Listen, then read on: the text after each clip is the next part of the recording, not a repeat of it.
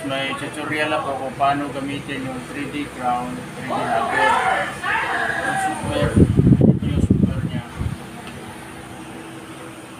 Kasi guys. So yan, ang ibig sabihin niya is 3D crown yan na scanning. Ilipat natin sa ibang klaseng scanning. Dito tayo sa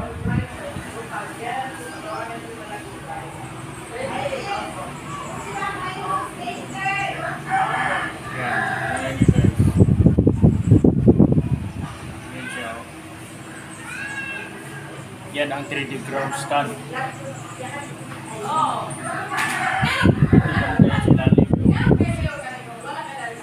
Yan, 3D ground scan yan guys. So, another scheme naman yan.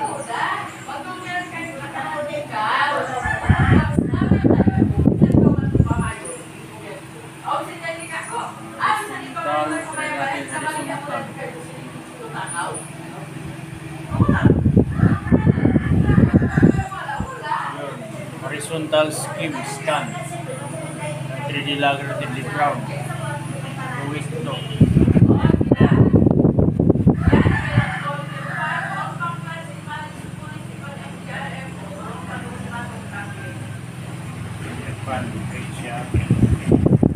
So ito pang ano,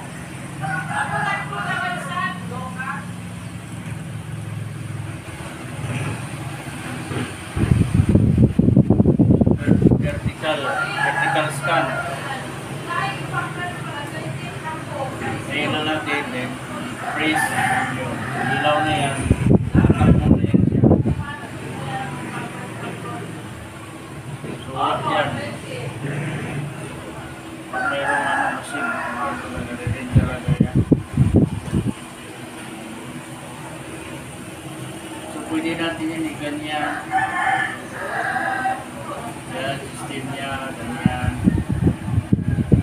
Pwede balik natin. Pwede ganyanin natin yan siya. Yan.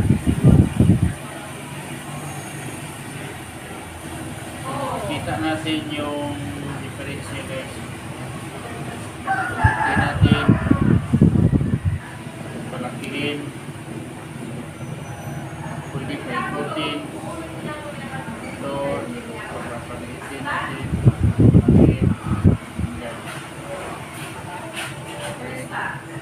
Pwede natin.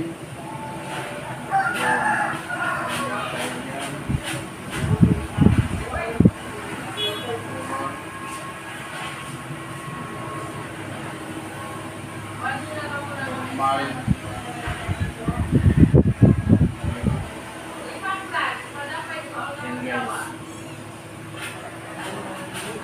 Puro natin dyan sa electric fan, mag-reach siya kasi ito.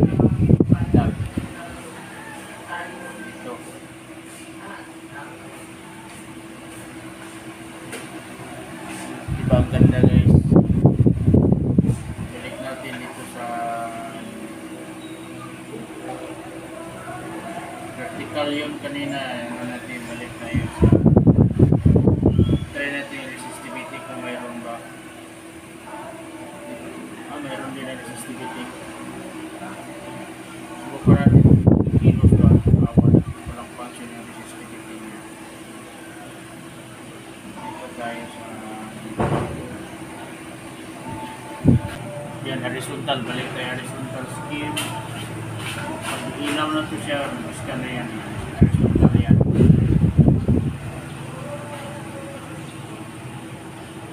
Ganda ito sa mga key tunnels, cavity, workspace, chamber room, force, yung busay, silalim ng dig nyo. Pag may mag-read dyan silalim, maganda na yan siya guys. Mas ba, ano yun? Ayan na siya guys. Yan. Diba? Ganda. Oh. Ganda guys. Hindi mo, ano din siya eh. 2D, 3D siya eh. Ayan. Makikita mo guys. Diba? Mayroong ano siya. Makita mo talaga. All in talaga guys.